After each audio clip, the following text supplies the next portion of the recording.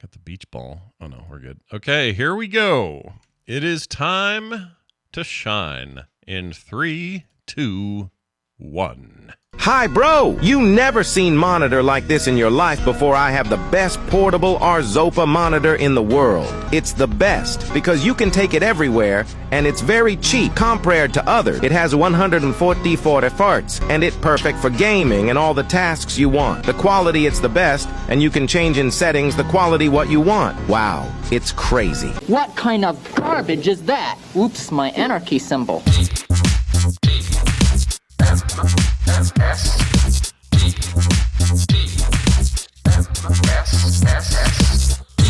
The Morning Stream.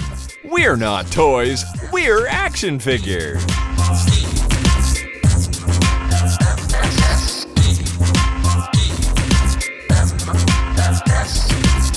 Hello, everybody, and welcome to TMS. It is the morning stream for Wednesday, November 29th, 2023. I'm Scott Johnson with Brian Ebert. Hello. Brian Ebert. It's hump day, Brian. Get ready to hump. Let's hump.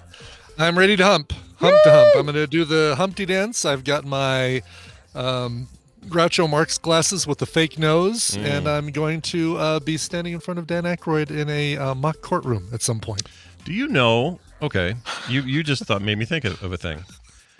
I hope I just made you think of like 11 things. You did. There were about 11 things there. I was straddling every pop culture reference I could think of. But one in particular, the Groucho Marx fake mustache and nose thing that were, there was a thing ubiquitous back in the day. Yeah, sure. You probably could still go get one. I don't know. Probably. I don't know. Oh, yeah. I don't know. I assume you could. Probably some store. That'd be a great competition. You and I, like, someday we say, all right, as soon as the show's over, it's a race to see who can put a photo of holding a pair or wearing a pair of Groucho Marx glasses. Oh, that's fun. That's a great idea. There's a whole game in that somehow. We could do for other stuff too. I like that. Yeah. Well, anyway, just wondering, like, do you even remember? Have you? I don't think I've ever worn the Groucho Marx fake nose glasses thing. Oh, I've worn a pair. I've never owned a pair. Okay. Like a Halloween thing, or just like a friend had it, or what? I think somebody had them, and I was like, "Oh, look, I'm Groucho Marx, or I'm in disguise, or whatever." It is the goofiest, goofiest like amalgamation of disguises, glasses, nose, and mustache all in one. It is really weird. It just seemed like it had a ubiquitous quality to it. You'd see it in TV, you'd see it in skits and sketches, and I don't know, Halloween, whatever, you'd see this thing. But I, as much as it felt like it was a part of our, I don't even know why it was part of our culture. Freaking Groucho Marx was like so weird, 30, 40 years before we were born. Right, exactly. But for whatever reason, it was a Marx thing. Brothers weren't a huge thing when we were coming of age in the 70s. No. I mean, I remember seeing old movies on like a Saturday afternoon on TV and going, well, this is something my grandma was a kid when this happened. And that's about as far as it went for me. Yeah. Those never really made me laugh either. The Marx Brothers. No. Who did find that funny? Like, who put one of those on and to guffaws from their family members when they put it on? There's stuff in there that's entertaining. I'll give them that. But I'm never laughing. And same with I never found the Three Stooges like funny. I found them entertaining. Again, it's just like mildly like, oh, that guy slapped him. That's kind of, I don't know why you do that, but okay, cool, and whatever. But then I never found any of that era stuff funny, except I thought that who's the scamp? I can't think of his name. Oh, Charlie Chaplin. Charlie Chaplin actually made me laugh. Oh, really? As a kid. Yeah, see, you know what? I would agree with that, the second part of that. I think there are things I've seen in Three Stooges that are funny, and I'm trying to remember. There was a music video that basically was music just overlaid with Marx Brothers comedy, and their physical comedy at times was really funny.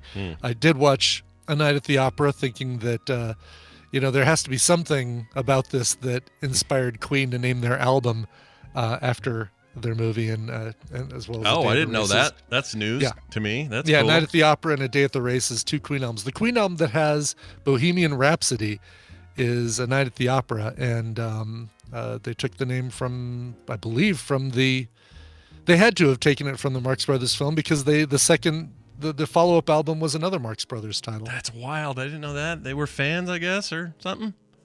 I guess. Yeah, Duck Soup, Monkey Business are the ones I need to see. All right. Okay. Yeah, Duck Soup's really Duck good. Soup. It's pretty good. I never found any of it laugh out loud funny, but it's entertaining. Mm-hmm. It's a good time. You know, I was more of a There's the big fat guy and the skinny guy. What's wrong with me? Abbott and Costello. No, the other one. Oh, TMS. No. wait, which one's which?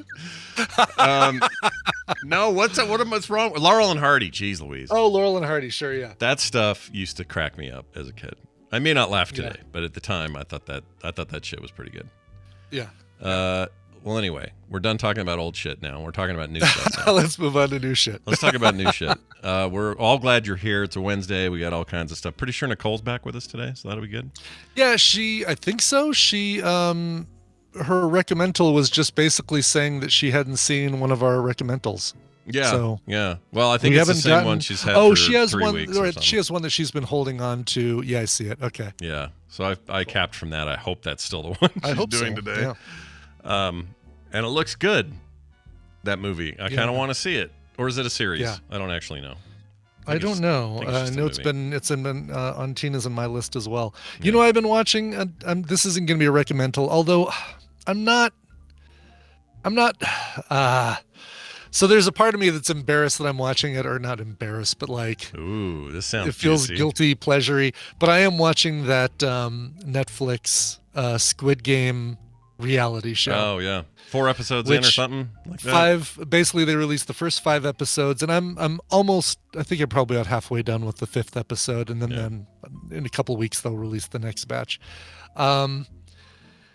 Obviously, it's tone deaf because it's. The whole point of the Squid Game series, fictional series, was that it's anti-capitalism, and there's these big fat cats, bigwigs, who are taking advantage of these poor people who will do anything to get money to be able to survive.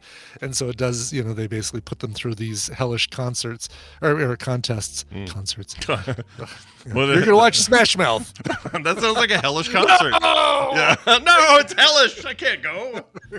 Can I just jump off the side? Anyway, on its surface, and that's all you can do with this thing, because there's no fictional storyline behind it. You can't really say, oh, well, what's the real story behind these Squid Games, etc. It is basically just people saying, all right, let's stick 456 people in a dorm. Let's make them do mostly the same challenges that they had to do in the TV series. And just based on that, and kind of watching the people's the stuff that I feel you can't edit and put into context. You can do anything with like editing to make it look like, sure. Oh, I think I want to vote out 135, and then you get a reaction shot of somebody going, oh, really? They're just reacting to fart or something like that. That's somebody else. It's B-roll as B-roll as you get when they do that. Yeah. Exactly. But there's these interview segments where you're actually getting to know the people, and those are harder to take context out of and rearrange the order of things to make them sound like the villain or the hero or things like that. And there's a couple people, there's a mother and son that I just adore who are awesome on this thing. And then there's this woman from Aurora, Colorado, named, I think, Felicia.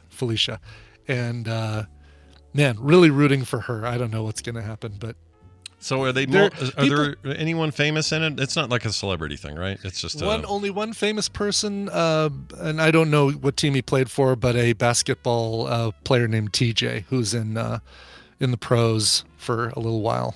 NBA player or ex-NBA player or something. Yeah, okay. Exactly. All right. Yep. Icor asks, is there really voting out because the real Squid Games didn't have that? There is, and it's done fairly painfully. This is interesting because I know Tom's watching this. I see from people saying it, then he's liking it too. Yeah. But yeah, you're basically having to stand up in front of a group. At times, a challenge will come up where it says, all right, pick a player to eliminate immediately. And they're just kind of scanning the group and saying, all right, 319, you're out. And that person didn't do anything, but just got eliminated for no better reason than Interesting. But nobody's getting killed is the point, right? Nobody's getting killed, yeah. Okay. Although there have been some lawsuits filed because of hypothermia or something. Like during the filming of that first challenge, the red light, green light challenge, the stop and go weird statue girl. Doll head thing. Yeah, that spins around. Yeah. There apparently people were having to stand in place for such a long time. That thing took hours and hours and hours to film, probably because they had to review video of who moved after the stop. Oh, right. Yeah. And so they're making these people sit there while they're probably reviewing tapes and saying, okay, yeah. Number 64 moved a little bit, they're out. But so they don't do like nobody dies. However, they do have like exploding gel packs in their shirts. So instead of getting shot, the thing goes and That's you great. see this like black ink splooge all over their shirt, and then they're told to collapse and act like they're dead. Is that how they find out that they lost? Is that right Yes. then? Okay. In some cases, that's how they find out. I kind of love that. I may need to watch this as much You as may. I haven't even seen the show, and I still kind of Oh, want you to see haven't this. seen watch between the two, the show is great. It's You'd think really good. you'd think growing up with 3 Korean siblings, I'd watch every Korean I know. thing ever made. I don't know what have you seen? You've seen Train to Busan? Yeah, I did like that a lot. Okay, so you can watch a show yeah. that has words on the bottom. Yeah. That's true. I did watch You that physically can do it. one. I can totally physically do it. Although I may have done the dub on that. I can't remember. I don't know what I did, if I did or not. I don't know if I read it. Tina did the dub on Squid Games. She said it was fine. I did the subtitles on it. Yeah, I heard it was all right as a dub. I was Yeah, just it's to all right catch as a up and dub. watch the damn thing, and then I could watch this game show, and I could catch up with all the cool kids, Yeah. with all the shit they're watching Yep. now. And I will say that the second challenge features a lot of what grossed Scott out the most. Oh, does it now? Yes. Well, then I look forward to that. It's gonna make you, but not in the fictional series, but in the reality show. Right, right. Well, let's see how that goes. Okay, so one quick thing here. Robert from Hendertucky, who Yes. types in once in a while, has a little correction for us. I had stated, good. Okay. I had stated kind of unequivocally the other day, or maybe even yesterday, or no, it was 2 days ago, whatever. It was, yeah. I can't Was it yesterday? I don't remember. That printer ink was the most expensive per. If you broke it down like a per ounce sort of thing, printer ink was one of the most expensive, or if not one of the most expensive The liquid most on the expensive planet. liquid you could buy. Right, and it was all, we had a whole conversation about it was kind of artificially that way and all that. Well, turns out I was wrong. And he wrote in and says, "Good morning, Scott and Brian. You mentioned the world's most expensive liquids. Printer ink is certainly on the list, but not the most expensive. Here is the 16 most expensive liquids per gallon." This Now, yeah. Oh, go ahead. Go. What were you going to say? I have not looked at this list. Okay. You want to guess at some of these? I want to guess at a couple of these. Okay. Is there a champagne that's on the list? Let me see if we have anything that is drinky. Okay. No champagne. No. Okay. Are there any animal ejaculations? Is there basically like is I guess I'm just gonna say it, is whale semen on the list? Because I think Well, I'll tell you that there is 1, 2, 3, maybe more, but at least 3. Oh, and if Okay. you're counting mammals and humans, then 4. Oh, gosh. There are 4 Was it Kanye substances. semen? What do you mean? What's There are 4 fourth one's total human? four total substances on here. I won't say what substances, but they are all from a creature. interesting? I Okay. will say none of them are semen. Oh, okay, good. All right. Yeah, none of them are from anyone's balls. That'll make almost all of us happy. Yeah. We will not get into who will not be. All right, unhappy. let's get into the list because now All right, so I'll tell you at number 16. This one surprised me. Liquid paper at number 16. Oh, really? Yeah. Okay. I didn't even know people are still using it, but I was gonna say to use liquid paper, you have to be typing stuff. I agree. And who uses a typewriter when when a computer, a word processor and a printer can do the same thing and give you a chance to fix your mistakes. Exactly right. So $200 a gallon for that stuff. Now, you don't buy it in gallons. Okay. Obviously, you buy it in a little thing. But if you broke down the cost and put it all in a gallon, it would be $200 per gallon. Next up at 15, we have the scintillation cocktail. I don't know what that is. Scintillation cocktail. Every liquid scintillation cocktail contains one or more scintillators and at least one organic solvent. So this is actually not a drink like a cocktail you get at a bar. It is it's used in experiments for detecting alpha and beta particles. Okay. So that makes sense. Yeah. Here's one. Yeah. Penicillin. This one helps people. Sure. Familiar with that. Yeah. That's how you get rid of some of your STDs. That's right. $300 per gallon. So it's up on the liquid paper there. Actually, why isn't that number 16 then? No. I get it. We're going the other way. So it is correct. Right, I was thinking the other direction. But it's $200 per gallon is the smallest amount on the list. Right. Cheapest thing on the list. Patchouli oil. Wow, really? Yeah, $810 per gallon. Think Holy cow. Yeah. I didn't realize that stuff costs so much. Jeez. Also, we're not even in the halfway point, and we're already tickling the $1,000 mark here. It's crazy. Yeah, no kidding. Almost $1,000 per gallon. Next, or go ahead. You can go to a fish concert and get some patchouli oil. It'll all be in your lungs by the time you leave. But that's right. Exactly. How about this one? Human blood. Oh, no, I'm sorry. Number 12. $900 per gallon will get you CoverGirl nail polish. Specifically CoverGirl. I wonder what other brands is that. That's probably the most expensive. Either that or it's the most prominent. I don't know, because when I hear CoverGirl, I just see 1980s hair ads. Because we were flooded with that crap when we were young. We were, yes, exactly. Not Coverville nail polish, Tally. No. CoverGirl nail polish. Get that straight, Tally. Yeah. Here's another one.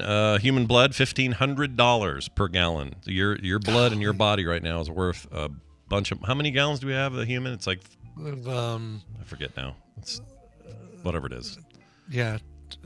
See, this is where I'm.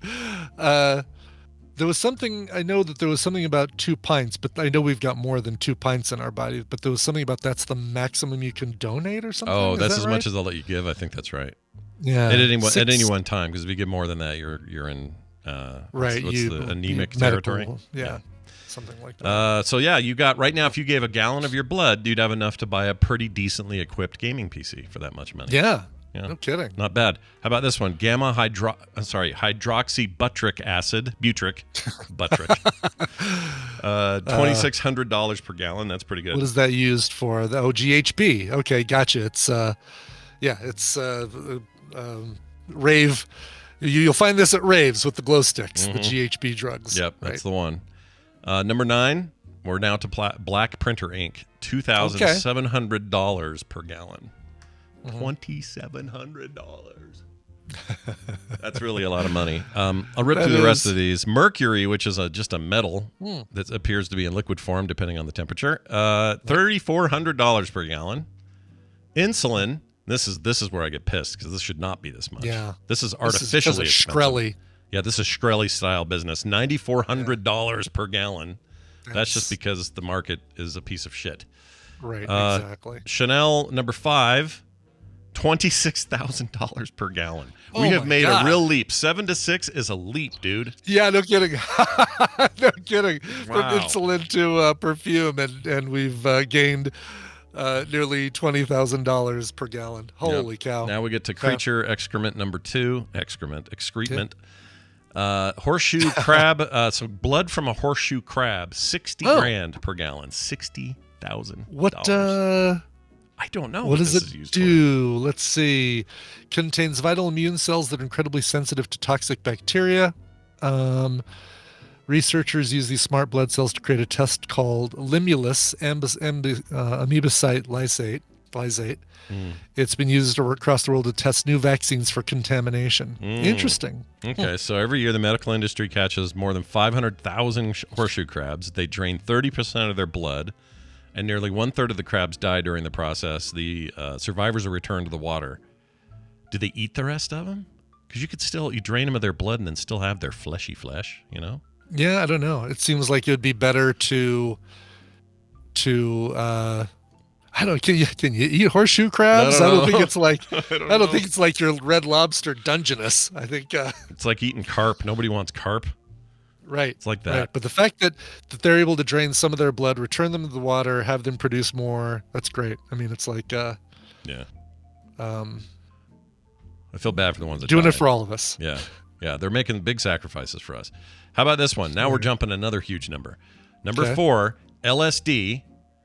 Short for Lucy in the Sky with Diamonds. lysergic acid dimethamide. Anyway. Sure. $123,000 per gallon. That's a lot. Holy shit. Lysergic acid diethylamide. LSD. All right, good. Yep. Sure. By the way, they have a stat on here. I don't know if it's correct, but nearly 10% of U.S. citizens have used LSD at one point in their lives. Oh, really? 10%. I have not. Knowingly? I don't even know how I don't even so know how I get it. So 1 in 10 of us. Yeah, 1 in 10. Where's everybody got these sources? I don't know where to go. Yeah. I mean, I'm sure I could go somewhere, but that's expensive. Holy shit. Yeah. Also, but that's a little goes a long way kind of substance, right? Exactly. Right. Yeah. You don't need you don't need that. 12-hour trip. A lot of that to get anything from it. Says right here, does it say how much? No, it doesn't say, but it's but I bet you basically like a drop or something is probably all you need, right? Because those acid things back in the day, they were just paper infused with it. Yeah. I don't know. I am not a drug expert, everybody. Yeah. Number 3, coming in at $150,000 per gallon. We got the Thailand cobra venom. Sure, the old TCV. Yeah. What does this do? It says... It's to create an antidote for venom, isn't it? Like, I think so. Hold on, let's see. One bite, you suffer from vertigo, blurred vision, drowsiness, paralysis.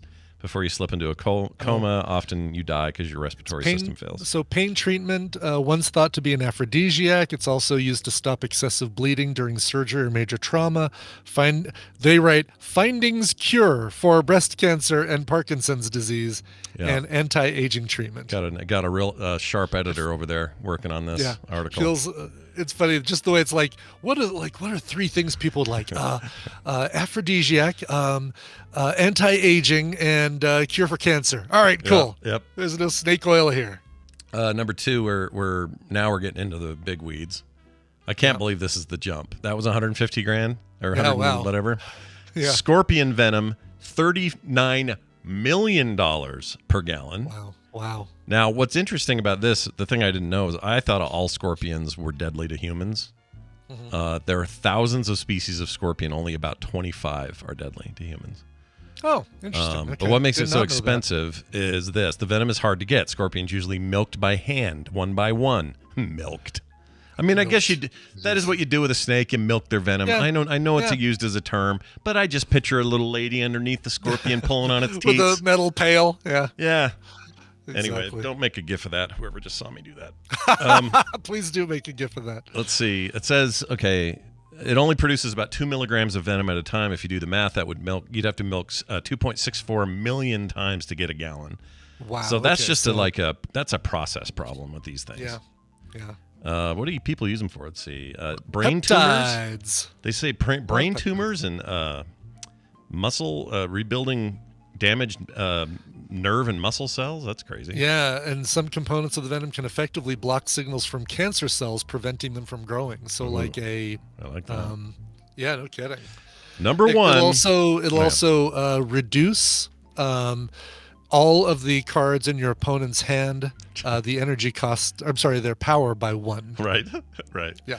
Definitely that scorpion is the one we're talking about. That's the one we're talking about. Yeah. Exactly. It'd be funny if the one we're really talking about is the one that says, get over here, and throws a spike at Right, yes. Here's your big one. This is the big money. 2.1 million per dose, which is 5.5 milliliters. What does that work out to a gallon? They don't actually say. That's weird. Yeah, don't know. Anyway, Zolgensma. This is used to treat a rare neuromuscular disorder called spinal muscular atrophy. It was approved by the FDA in 2019 as a treatment for children less than 2 years old. It's a one-time only gene therapy treatment. Why does it cost so much? Probably, let's see. Oh, it takes $2.6 billion and more than a decade to create a single new medicine. So really, it's just prices. So it's how long it took to create this. This Yeah. is what makes it so expensive. Yeah. Yeah. And it's also Zolgensma. one of the Don't chief like that. problems with biomedical stuff. Yeah. Anyway, so now we've been corrected. Number 9, we have the printer ink. Everything else is Yep. stuff you never would have thought. So thank you, Yep, Robert, exactly. from Kentucky. Real quick, I just want to make... I'm going to go buy a bunch of thermometers and break them open and get some of that sweet, sweet mercury, Scott. That's right. That's right. Now, speaking of lists, we got something else that was pretty rad from Gabby. Cool. Okay. All right. We're always talking about, like, especially on film sites, like who's our most sacked actor or director or Sure, whatever. sure. One thing we never talk about is like who are the top stars at the domestic box office. Not how much they made, but how much the movies they were in. Exactly. Like who's the biggest? And it turns out it is not the list I expected. Although in some ways I should have expected it. But at number 1, according to this list, is Stan Lee. Yeah, sure. Because all of those Marvel movies made so much damned money, he was easily in the top spot. And right behind him, not shocking, Samuel L. Jackson. Not just Same because of reasons. these, but very similar reasons. Those are what pushed him ahead. Sure. Jurassic Park. And Star Wars and freaking Incredibles. all that stuff, right? Where's my super suit? By the way, hold on a sec. I'm gonna walk away from the mic and throw up. He's by the way, he's walking away. It was very sudden. Scott doesn't know what it was for. Maybe he's grabbing a 3D print, perhaps not. Perhaps, though I don't know. Current little 3D printed model that just finished this weekend and now is ready to be painted. Oh, look at that! Is this Stan Lee? Oh, I love that. Got a little, and it's got a little, Excelsior. His years, basically. It looks like he Captain conquered all America's these shield. people, like killed them all, and now he's like reveling in the who he killed. Right. He defeated the Avengers, and so now he has all their stuff. Yeah, has right? all The their shit. Spider-Man mask. That's right a there. great model. Is that one of your patron people you follow that you support? No, this was something my uncle found the STLs for this. He had to buy it from the artist, and so he got it for me for my birthday. And so I just finished the printing, had to break out the Dremel to make pieces fit together a lot better. Mm-hmm. But yeah, this is going to be a fun one, especially because, like, you can see on his base, there's all these stacks of comic books. Yeah. I'm sorry, too close to the camera. Sorry.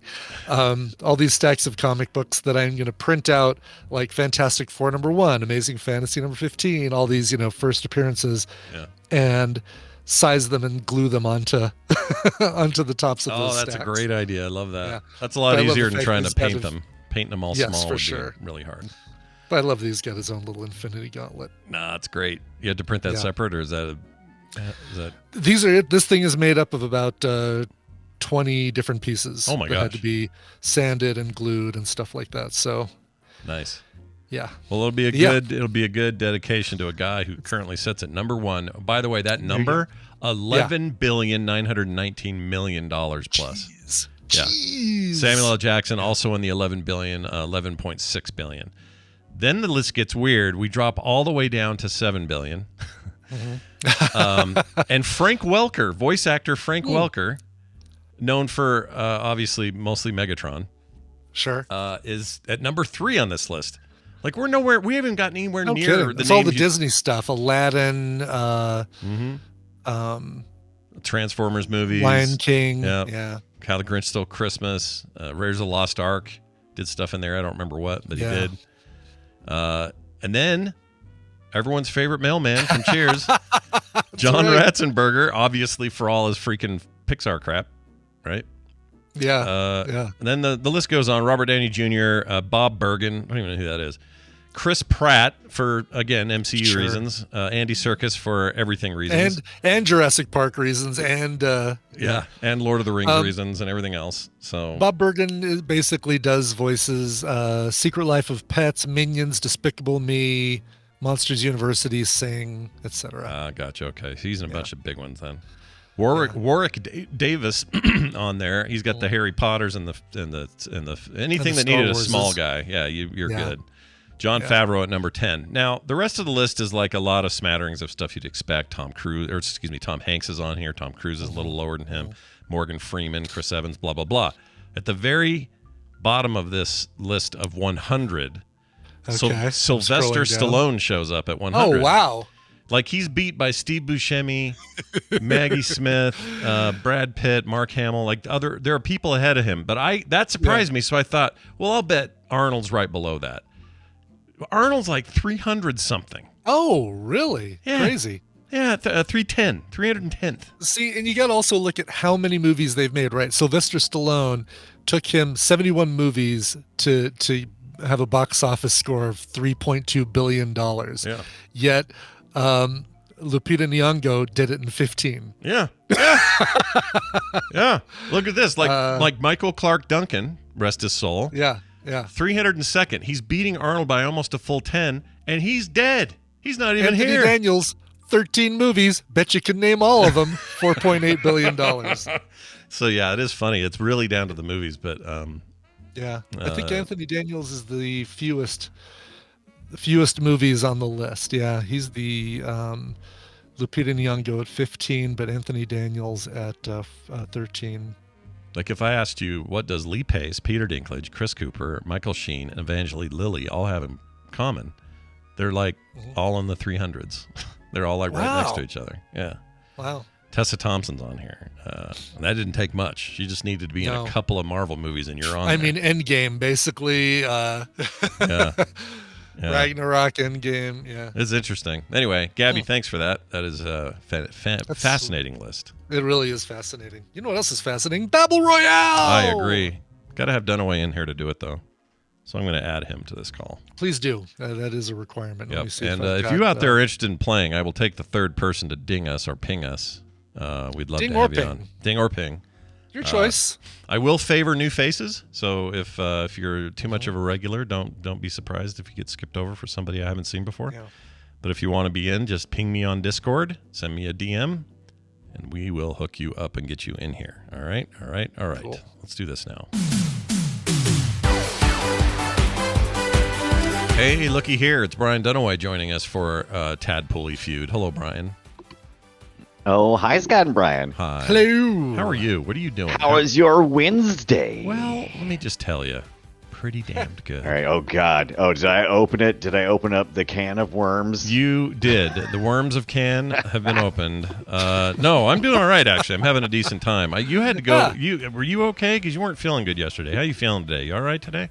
I haven't felt great for the last 3 days. I've had some lower back pains that kind of getting into my abdominal area, and I was like, I'll just call the teledoc and see what they have to say. And so after about 3 hours of back and forth waiting and whatever, and so finally he came on. I was like, really nice doctor, super nice, super smiley. Basically told me to go to the urgent care center. He couldn't do anything for me. So I did that instead. And then they focused on the one thing I said, would you like to hear? I said, my back is really killing. My abdomen is really killing me. I feel like I got to poo. And so also, by the way, one of those 3 days, my left ball was hurting. So she spent the rest of the time focused on my left ball. And it was like,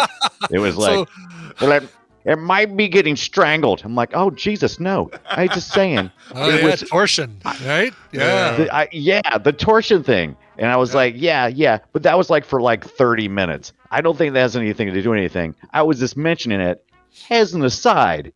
It's good to get old people. Don't do it. Yeah, getting old sucks. These bodies are temporary. Sucks. As Elaine Bennis famously said, I don't see how you guys walk around with those things. That's right. She was not wrong. I can tell you who else isn't wrong. Our third caller today. The story is I feel better. Oh, Thank good. you. That's great. That's the important thing. I'm glad. Yeah. Win Magus joins us today. Hello, Win Magus. How are you? Oh, Win Magus. Hello. Hello, Scott, Brian. Hi. Brian. How are you? Win Magus. You covered all the Brian. You missed a couple Brians. It's okay, though. A lot of people do. Oh, darn.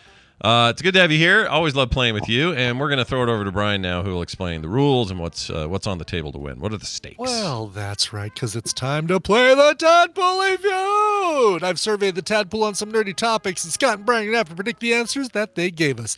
It is their job to see how many of those answers they can guess. Now, you have a job too, Win Magus, and it's more important than ever, but even more important than your regular day job, because you're going to be working with either Scott or Brian. And if your team wins, you'll get a prize package that includes Yakuza 4 Remastered and Ghostwire Tokyo.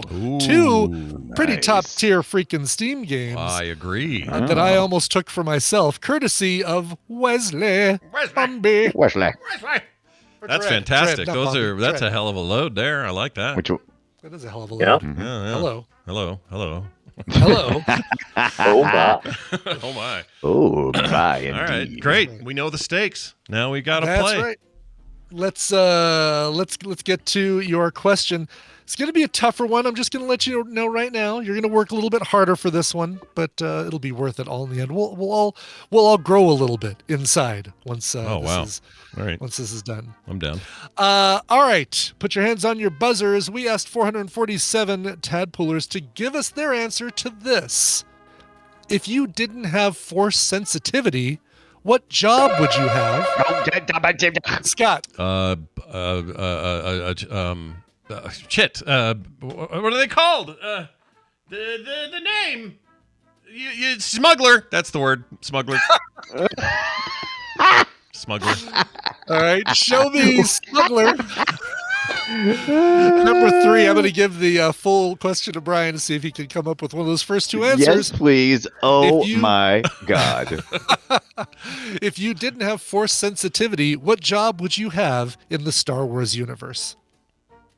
The only job I can think of. I mean, it's stupid. I don't want it. But I'd have to be Jabba the Hutt slave for some reason. I don't know why. Okay. But it's going to happen. All right. So slave dancer, basically, is what you're saying? Slave dancer. Okay. That's me. Okay. All right. Not Amazing. a single person. Not a single person. answered that. Yeah, I mean, even like not in the top 10, but also not at all in the list. Yeah. I'm a little surprised it's not on understand there why either. how that's possible, but All right, Win Magus, it's me and you. We got this. yeah. So when Vegas, you and Scott working together. Answer number 3, cargo/smuggling ship pilot is already on the board. So what would you want to be, Win Magus? Wannabe, I don't know, but I feel like the Empire is such a, for lack of a better term, military state that you'd be probably a stormtrooper. Oh, yeah, that's a good point. Yeah, there's probably a lot of jobs there, if I had to guess. If you were hard up on work, I think you probably, you just have to be bad at shooting shit, and you're in. So let's do that. Let's do a stormtrooper. Right. Show me stormtrooper. Oh, man. Number 12. Number 12 on the list. Really? Yeah. Shocked by that. I mean, maybe it's not a desirable job, so that tells me this list is going to be things people think is cool, I think so. Probably. Yeah, exactly. All right. And when I actually stopped having the slave girl, and I got that out of my head, I started thinking, the one thing I always wanted to be was Jabba. I just said it. I'd like to have been a bounty hunter. Oh, yeah, bounty but hunter. no, that's going to be number 1, isn't it? Gosh dang it. All right. Show me bounty hunter. Oh! Number 5. Oh, Not wow. number 1, but more points than number 1 would Yeah, give you. put you ahead, dude. Interesting. Yes. Yeah, I would have thought that would have been All right, number then 1. I guess. Wow. I really. Wow. Mm-hmm. What would be number 1 then? Jeebus. I know. Jeebus. This is harder than I thought it would be. I this guess. list. Yeah. It is. I It's a guess tough I would question. want to be. I guess I would want to be a translation droid, right? I'd want to be C-3PO, right? That would be my job. Okay. Can I be a droid? Yeah, sure. Does it have to be a human? What are they called? Protocol Read me the droids. question again. Read me the question again. Sure. If you didn't have force sensitivity, what job would you have in the Star Wars universe? Yeah, I would totally be a protocol droid. All right. Okay. All right. Show me protocol droid. Oh, you people have no These are imagination. people answering these questions, not droids. But Yeah. Okay. Sword. I did. So Think of another you think one, though. there's not enough people in that droid suit? Is that what you think? I think. Oh, that, well, he was in that droid suit for exactly 13 movies and actually and made $4.8 billion. Yep. And Those I am very movies, skilled in human pleasuring or whatever he was always good at. Win Magus, you said you had another one. What was it? Scott watched a Well, I different noticed- series than we did, I think. I Yeah, noticed yeah. a cargo and smuggling pilot, so probably a fighter pilot of some variety. Like an X-wing Oh, pilot. that is yeah. a great, of course, Yeah, that- desirable job. I agree. Of course. Let's pick that one. All That's right. good. Show me fighter pilot. Oops. Sorry, let me give you the right points. There we go. Give the points to Scott. Fighter pilot / X-wing pilot. Number one. That's on the Nice. board. Number one up on the board. That's right. It doesn't really help us though, because this is a I'll hard do a one. teeny little bit. Oh man, how about oh no, that's bad. That's not good. How about what? Shit. Okay, I'm gonna throw. Win Magus is for you to shoot me down or say it's okay. Sure. Lando ran Cloud City, so I'm thinking somebody probably said something, maybe a little more general, but like government, like someone in charge of shit. Like a senator? Senator, yeah, Weirdo. that- yeah, Yeah. like an not imperial senator. What are they called? Whatever they are, galactic senate, whatever it is. Let's do that. Sure. Something like that. Someone in charge, A political senator, leader. a political Some sort of leader. administrator, right? Some sort of Sure. like administrator of Yeah, general Sure. manager, whatever it is. Yeah. Show me any of that stuff. Damn it! Yeah, the closest would be the people actually, a lot of people did say like Cloud City Comptroller, Cloud City Administrator. Number 27 on the list was where it lumped all those into. Okay. What I'm really starting to realize is how shitty jobs are in the In the Star Wars universe. Yeah. Is what kind I'm of really starting to Yeah. That's realize. the lesson Yeah. here. Yeah. All right, give us another Okay. one, Dunaway. You got this. Do I? Maybe not. Wow. Okay, so I can't be a senator. I can't be a protocol droid. Droid's obviously all out of there anyway. Let's see. We didn't say bounty. Not all Mandalorians are bounty hunters, but that's not really a job. That's more of a lifestyle. Yeah. Sure. It's a cultural thing. It's so kind of the way. It's the way. Right, it is the way. So let's see. If I guess bartender, I would like to be. They always have a cool job. You just watching people get their hands shot off. That's a pretty cool job. Stand back there, wipe off your glasses. That's right. Yeah. Tell the droids they're not welcome. Mm-hmm. Yeah, I like yeah. that. Alright. That's Okay. good. Show me bartender. Oh, And number man. two Oh answer on the my board. god. Damn it. Oh my god. Yeah. It's not a lot of points though. So, right. Yeah. When Well, learning, I'm yeah. old school Star Wars, but I'm trying to think about Episode 1. Maybe I'm a junk dealer. Junk dealers always get some pretty cool stuff in Star Wars. Mm, Sure. A junker. yeah. Junker. Junk dealer. Alright. That one guy, that was really offensive. You know what I'm talking about that guy? Yeah, you talking about. Well, the guy who ran the diner? No, the Watto. Yeah, or- Watto, yeah. Watto? Yeah. No, Watto. You know what I'm talking about. That guy. you your mom if you win this race. Right, I'm all the stereotypes. That's right. All right, show me junker or junk man or anything like that. Uh-oh. That's a bad sign. Oh, but Yeah. so was Ray. Was a junker too. She was out was in a the junker. field. Yeah. So many junkers. So she was a junker and a spelunker. Junker. Trying to think of what we did have somebody. Oh, a trader probably. Trader. That was Yeah. the closest thing. Yeah, Yeah. I did lump a couple of those in there. 24 on the list. Oh, that's down. Not as far as I thought it would be. That's not bad. Yeah. How do you, Win Magus? How do you feel about Nerf herders? Because that's I Scruffy. No. Actually, I was thinking ship mechanic. shit. Ooh, now see that's a good one. Did you say shit mechanic? for teacher. Mechanic. I'm like, wait, what? Because based on the work I did on my car, I am a shit Yeah, mechanic. I'm pretty shit mechanic. Ship mechanic. Yes. Ship mechanic. That's interesting. So like Wookiee up on top, hitting it with a thing while Han says "hurry up," and he goes. Yeah, or like the guy who's in New Hope that's like, "Hey, this droid's seen a lot of action. Are you sure you want to use that one?" And Luke, of course, is saying, "Nope, that's R2. He's the hero of the story." They're just workaday dudes. I like that. Okay, the only other one I had in my head, and we'll decide between the two, was a pilot, an AT pilot or ATST pilot. There you go. One of those dudes. What do you think is more likely? I feel like ship mechanic is slightly more likely, and the only other one that I can think of. You know what? Never mind. I'll save that one. All right, hold on to it. Let's do ship mechanic, Brian. All right, show me ship mechanic. Oh my lord! Yeah, you did. Ship mechanic number 6. Ship mechanic, engineer, designer, all of those lumped into one category. And that put us in the lead. That's very nice. Put you in the lead. Yep. Yeah, all right. Look at that. What was the other one you were holding?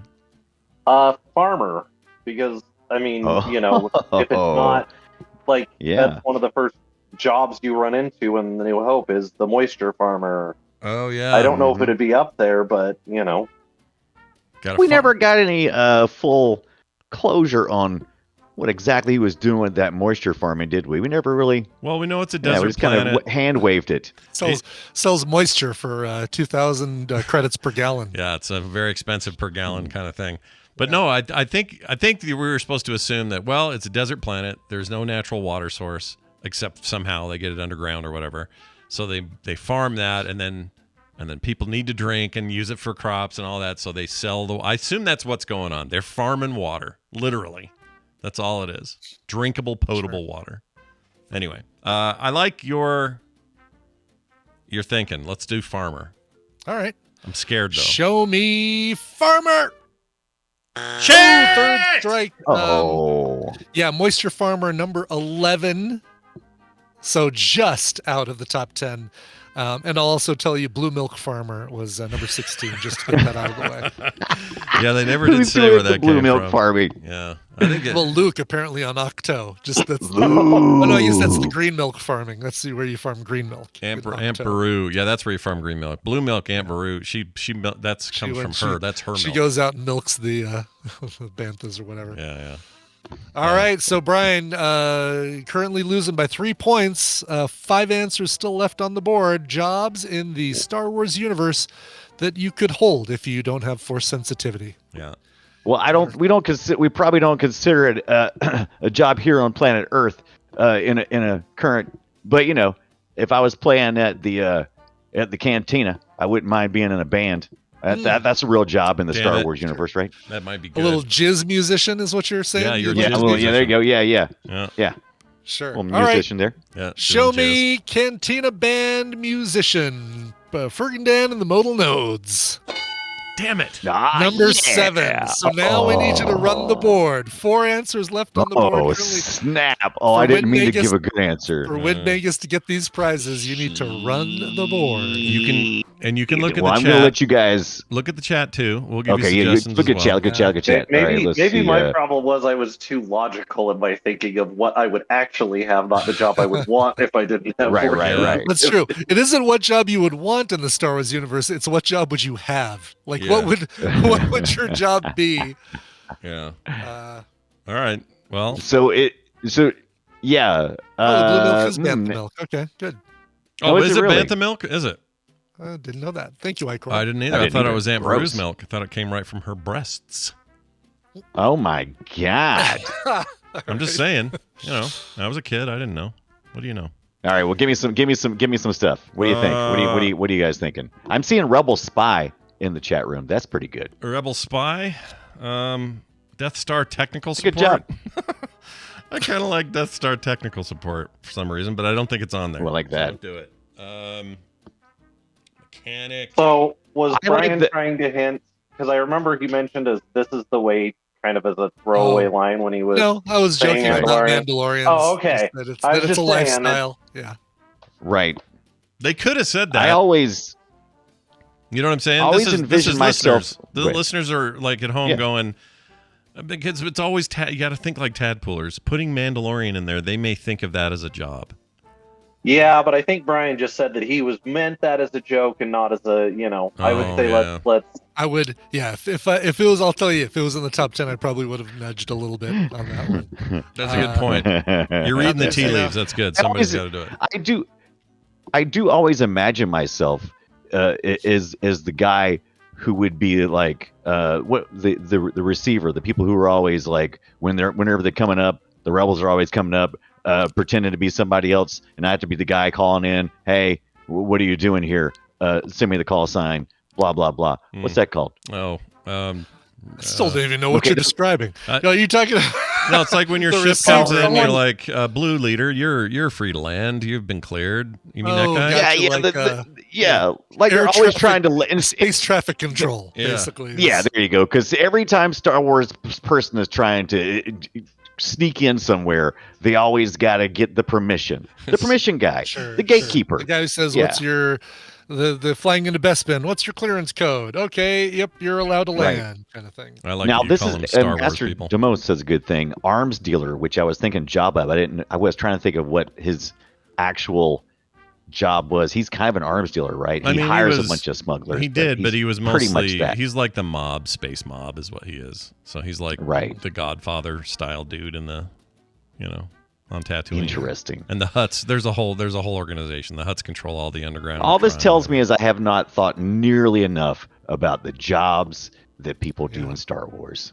Now, just to kind of steer you back into port a little bit, the you had ruled out a bunch of things, or you'd ruled out based on your first strike, I believe, ruled out something that still might have a related occupation on the board. Interesting. Do you remember what your first guess was that got a strike? Oh my. Why don't you just give me the answer? Would you just give me the answer, Kemperville?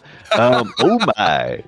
Your first. Oh yeah, because I got really mad about it. I was like, you said the slave girl was the slave first girl. answer, and that was a no. Slave girl. Yeah, not that one. So maybe your second strike. Oh well, shit. Slave girl was your opening thing strike. I'm talking about the thing that got you struck. Right. I gotcha. I can't remember what it was. Didn't this also come out? Actually, something that I just saw in chat that I remembered is didn't this survey came out right about the time Andor was going on, which I haven't seen.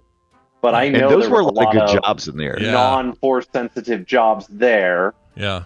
Right. I mean, you've got stuff in prisons. You've got Imperial officer. An Imperial officer wouldn't be. That wouldn't be too crazy. It just depends on your faction That's so and who you like. specific. Yeah. Right. All right. Well, whatever you want, Brian. It's up to you, man.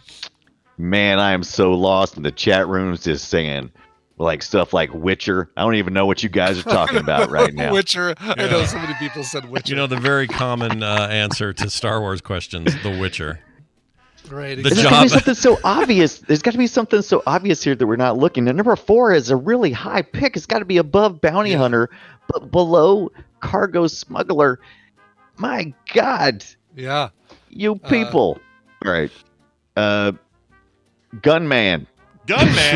Sure, Gunman. All right. Holy shit. Just to put the final nail in the coffin. Yeah. No. What's the guy who has to? What are those? Is it the rank? Oh, maybe that's it. Is it the Rancor Wrangler? The guy who's like, no, you killed my the Rancor guy. I like that job. That's a cool job. Yeah. All right. Do that. Show me a Rancor Keeper. Oh my God! Believe it or not, Rancor Keeper did actually make the number 33. It was up there, but not super high. No, I was trying to get you to remember when you said Protocol Droid, and figured maybe you could figure out that droid technician, mechanic, exactly. Droid tech. Designer, exactly. Some people would have basically the same job that they do right now in the Star Wars universe. They would be computer techs or programmers. Right. Hilarious. Always need hilarious. Somebody's got to clean up the Death Star and other places. So we need janitors. Oh, Space Janitor was right. Yeah. Space Janitor was right. Yep. Scott, you're gonna kick yourself for not fighting for this one. The biggest points. The big answer. points on the board. Man. Number 10, Nerf Herder. A scruffy Nerf Herder. Should have gone with my instincts. Damn it. Scruffy looking Nerfer. You know what? Number No, 10 on the you board. had it. It sounded so ridiculous I couldn't imagine it. Well, and I agreed with you at the time. I think it does sound ridiculous, but look what they did. That would have put us. Yeah. That would have definitely won. But Dunaway, you Yep. cleaned us up today. 35. Jeez. Well, Yeah, I a didn't couple get all other ones. that right. I won't go through all of them, but like lightsaber maintenance and tech, engineer, pod racer, accountant, librarian, scoundrel. I don't know how you turn that into a the job. librarian. I forgot about that. Mm. Yeah. Yeah. Armor, I did say was under number 26. Grand Moff, I guess, is a job. Yeah. Senator, number 34. Teacher, number 36. Just take a leave of absence when Anakin comes back for the Padawans. Yeah. Blinking light button pusher, barista. A barista. Nice. Bantha burger vendor, Bantha groomer. A lot of Bantha things. Wookiee hair salon stylist. Coruscant lift driver. We'll end with that one because there's a bunch of other. Coruscant I lift think driver. my first thought when I saw the question is like, if I was in the Star Wars universe, that universe is dangerous enough. I'd probably be a corpse. Yeah, you'd be dead. Yeah. You would definitely not be Professional you corpse. would definitely wouldn't be an OSHA expert because they don't have those in Star Wars. Gosh, no. Yeah. Everything's all effed up. Well, Win Magus, you did your best. We all tried to I get know, you there. Win Magus. Sorry, man. I had a good time. It's all good. it's still I think fun. Also, those games might actually be on PlayStation Plus catalog, which I still have for a few more months. Oh. Oh, well then then There you you're go. covered either way. Your lemons have turned into lemonade. Yep. It's also your fault that I But played someone else gets to drink. it's your fault I played a bunch of Guild Wars 2 yesterday. So thanks a lot for that. All right, we'll see you later. Hey Dunaway, you know, I think you did great because you won. You're the winner. Yeah. Well done. Yeah. You don't feel bad. Feel good about what fine. you did. No, it was good. It was a real good thought exercise. That's been one of the most Yeah. challenging ones we've had in a while. Yeah. It's been that was a tough one, and you guys did great for how difficult a question it was. Yep. Mad respect to Ibit, who had to go through all of those answers Yeah. and to compile the ones that needed to be put together because Yeah. that's all Nobody over the wrote place. their answer the same way. So like, No. all right, smuggler. Oh, cargo ship pilot. Yeah, kind of the same thing. Oh, X-wing pilot, fighter pilot. Okay, you got to combine those. Yeah, it's a lot of those. For sure. Impressive. Well, it was super fun. Next Friday or this coming Friday at 2:30 Mountain Time, you and I will be sitting down talking about Super Mario RPG, not the one that just got re-released, not the remake, but the old ass Super Nintendo game that started it all. Yes. Made by Square, still considered by many people to be the best thing Square ever designed. I think they're close to being true there. So we'll talk about that at length this coming weekend, or Friday, I guess, at 2:30 Mountain Time. So check it out. If you haven't, if you can't watch live, you can always get the podcast after at Play Retro over at frogpants.com/playretro. Brian, is there anything else that you'd like to say to us before we kick you out? Yeah, it stopped hurting. Oh, so good. You can stop touching it Good. now. I'm so glad. Yeah, quit pulling on your Yeah. nut, your left nut. Yeah. Bye now. All right. Well done. We're going to take a break. When we come back from this break, Tom Merritt will join us. He has things to say and stuff to do. So we're going to do that right after this break. But Brian, we got to play a song, and I think you probably brought one. So let's do that. Sure. Look, if you're a fan of bands like Foo Fighters, Queens of the Stone Age, I mean, come on, who isn't listening to the show? You're gonna love this. This is a band that easily could open for either of those guys on tour. It's a British punk rock band called the Sleeping Souls, put together by Frank Turner. This is their debut full-length album called Just Before the World Starts Burning. This is their new single. It's called Scared of Living. Here are the Sleeping Souls. Well, it's time to figure out dinner every day for the rest of my life. How much do you think this advanced operating environment is worth?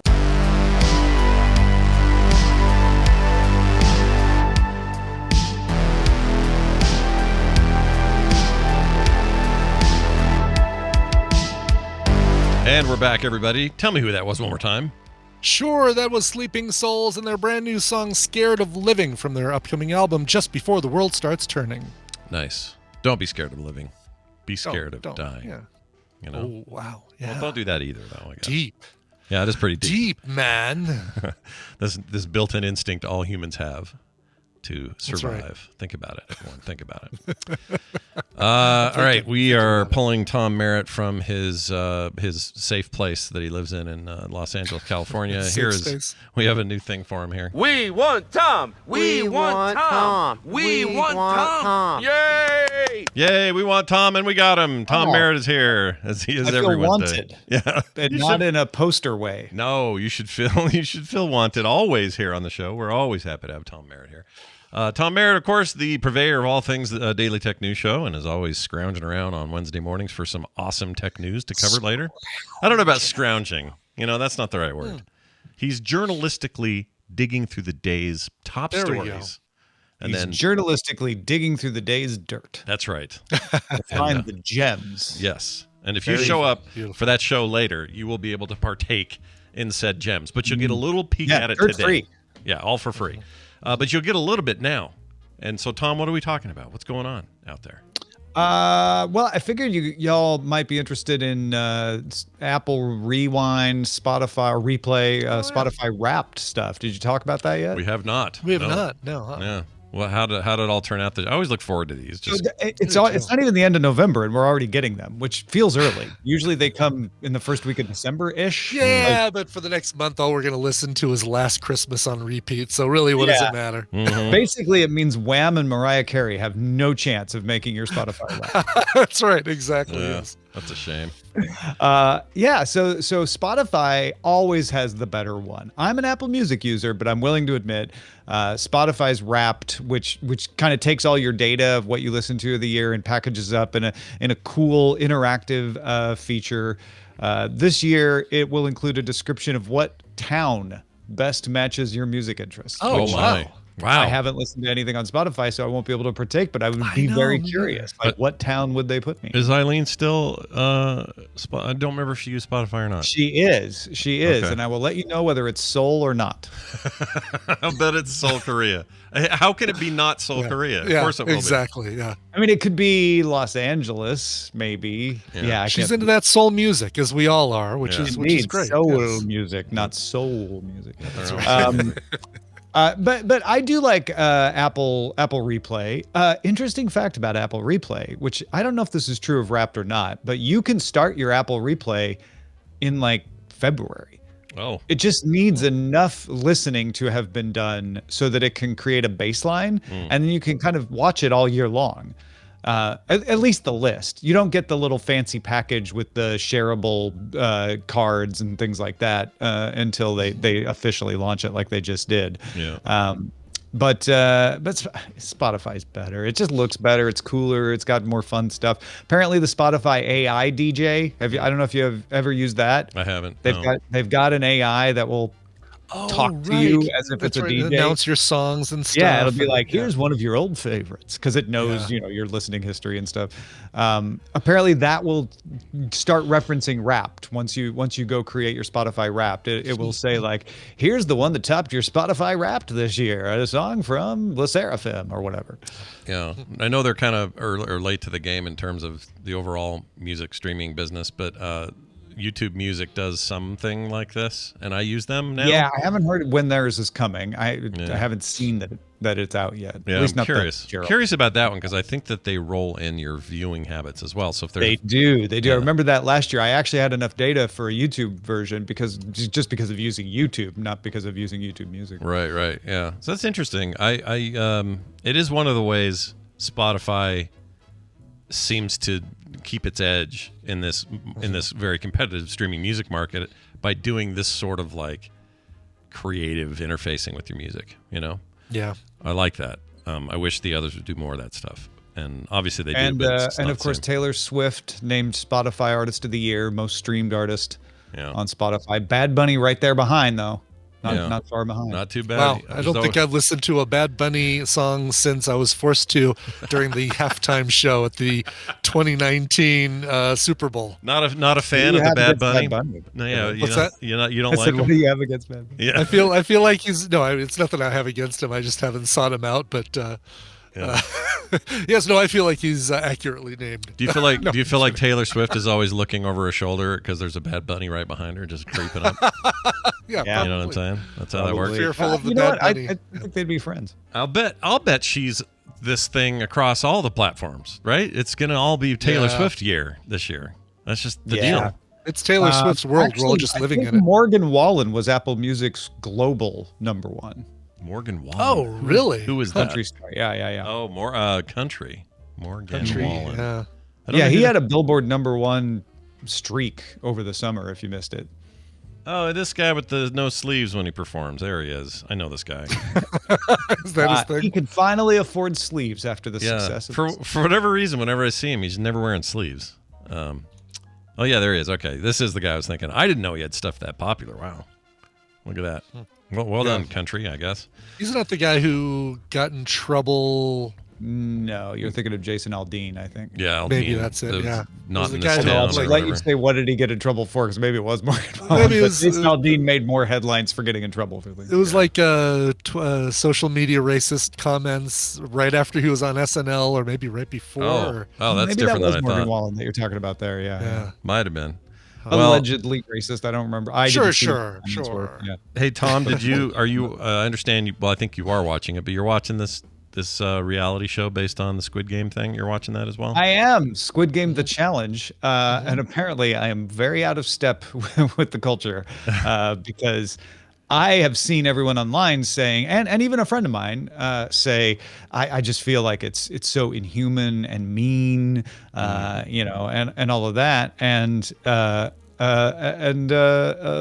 I found it pretty compelling. Like, Yeah. I don't know, it follows the game, or it follows the game from the series much closer than I expected, and tells the story in a surprising way. So you think, oh, I'm getting to know this person; they must last a long time, and then they'll see them immediately eliminated. Yeah. So you're a fan. You and Brian are both telling me to see it. Would you so. agree that poor 299 got short shrifted just because he was kind of an introvert? $2.99. Umbrella Man, basically. Umbrella Man. Yeah, no. Well, didn't he like go out on his own? Like he just I know he got ill-treated by people, but then he also he didn't get eliminated by other players. He didn't. He was the cause of his own demise, but was he was hated. Poor guy. Well, it was one of those things where like, hey, get to know this guy. Oh, by the way. Yeah. Yeah.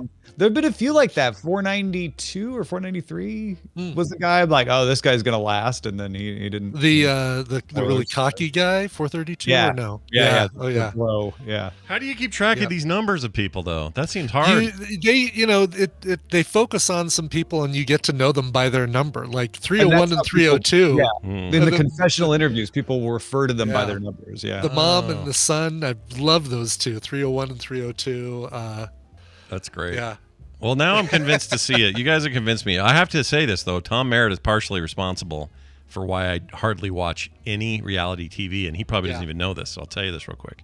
Here's what happened. Years ago, we had a Current Geek interview with somebody Hammond set up for us, who was the editor. Dude. Yeah. He was the editor guy who did Pawn Stars, Storage Wars, a bunch of other stuff. Housewives shows. Housewives, yeah, one of them anyway. Orange County, I think. And he basically said to us flat out, none of what you see in any reality competition shows, with maybe the exception. Back then, I don't even think when we interviewed him, we didn't have British Bake Off, so we didn't have that to compare anything to. Yeah. But he said it's all BS. It's all made up. The stories are all fake. Everything's planted. 100% across the board, he told us. And he said this in this interview, and I remember that day forward, I was like, I don't know if I can ever watch this stuff again. Yeah.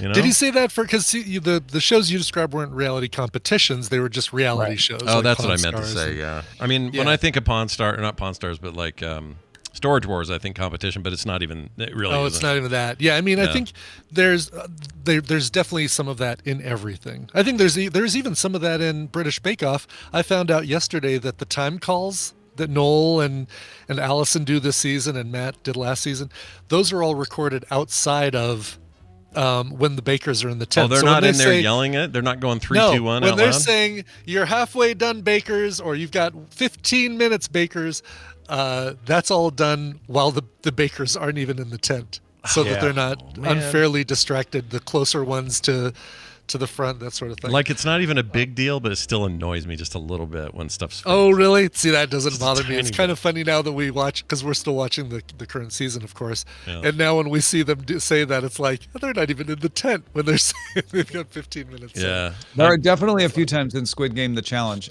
which I don't think any of the actual competitions are faked. I think, if they're Dalgona split, they're Dalgona split. Yeah. But I do think there are portions, especially in the dorm, where a producer might go like, hey, maybe go ask 493 that, like, overhears something and gives him a little nudge and a little prod to like stoke the drama. You can kind of see that outline of that happening. Sure. Well, now you've both convinced me to at least try it. I was didn't very think I would averse. like it, Scott. I started it with the idea of like, I just want to see how they handle the eliminations, and then I'm going to turn it off. And we ended up watching all the episodes that have been out to that point. Wow. All right. Same. So controversial, a controversy aside about people getting cold or getting hurt or whatever, sounds like a good watch. But Tom, would you agree Scott should watch the fictional Squid Game series before he watches the reality show? Oh yeah, if you haven't watched the original Squid Game, it will increase your enjoyment. I think you can watch the challenge without having seen the original and have a good time, but it won't hit you the same as it does when you're like, oh, this is exactly like the TV series. Okay. All right, I'll finally get that thing done. The other problem is that they learn how to compete in one. Like they figure out the secret to one by watching by something that happens in the in the fictional one. Well, and I thought it was fun how they did a twist on that, because in the original, the contestants don't know what's coming, so they make a choice without understanding that is a bad choice because they don't know what the game is. Whereas in the contest, they know exactly what the game is. So they changed the game a little to say, well, you all know that one's a bad choice now because you've seen the TV series. So we're gonna switch up how you make your choices. I thought that was really well done. Very well done. All right, there you go. A couple of thumbs up, everybody, for the thing. Tom Merritt later today. We got the Daily Tech News Show, 2 p.m. Mountain Time. Everyone, be there. But also, what else is going on in your world? Yeah, I'm right in the middle, as I talk to you, of writing up my newsletter that goes out every day. Daily Tech News Show is a team effort, and rightly so. You're going to get opinions from all sides of our conversations. So when Scott's on today, Scott and Sarah and I will all have a collaborative conversation. And my role there is often to say, like, hold on, have you thought about this? Have you thought about that? If you want to know, like, well, okay, great, what does Tom think? The newsletter is the place to go. If you want, for example, to know about my opinion about yesterday's story, which was all about, I'm trying to remember the story exactly, but scientists at Oxford Internet Institute put out a paper that said there's no evidence that the internet causes harm to mental health, which kind of counters the narrative we've all been talking about online. Want to know my opinion about that? I put it in the newsletter. We didn't have a lot of time to talk about it in DTNS because of the Amazon reInvent news. So that's a place where you can get me unfiltered. Go check it out at techtom.substack.com. That is awesome. We love you unfiltered. Otherwise, where are we getting our minerals from? Wait, that's like water. Apple cider. Yeah, there it is. It's Tom Merritt, everybody. Watch him as he goes. Until next time, as Skeletor would say. You bunglers, you boobs. Fools. All right, let's get into the Milky Way of recommending films and television shows. That's called Recommendals, but I got to add people to this call. Okay, that's the deal. We got Randy, and then we got Nicole. Let's see. Is she showing? She's not showing online, but that doesn't mean she's not here. Okay, it could just be we're gonna wait a second. We don't know. Right. Exactly. So sit back and enjoy. Well, what do you recommend? Yes, the sound and song means it's time for Recommendals. TV stuff, movie stuff, things on streaming services, and Nicole has returned. Hello, Nicole. Hey, we missed you. Yeah. I missed you guys. Yeah, we missed you pretty bad, but you were busy at stuff. Things come up. Yeah, exactly. It was like one thing out. You know how stuff happens. So yes, for sure. And the whole rains it pours, or what is that the phrase? Yeah. Right? Is that the way it works? It does. When it rains it pours, yeah. So I've been trying to teach Mateo like old sayings. So like, it's like the pot calling the kettle black. Don't throw stones if you live in a glass house. And he's like, I don't understand. Yeah, it'll come with age. He'll be fine eventually. Yeah. But it's the ones where it relies on glass. but when you have to rely on the current day or things you grew up with that no longer exist for kids. Right. Then you're like I don't know what to tell you, kid. You got to make up your own, I guess. I don't know. Anyway, new The generation. the little save icon is a disc, and nobody knows what that is. Yeah, nobody knows. They still put them in new games all the time, and people are like, "What is that?" I mean, they associate it with like saving their game, so they know it's saved, but they don't know why that's why is what it it that is. icon? Like, what about that icon is saved? Don't Well, worry. and everything that is now old is called boomer. Yeah. And I'm like, I hate dude, that. I'm Gen X. Back off. I know. I get upset when people do that. I'm like, I'm Gen X. Quit with this boomer talk.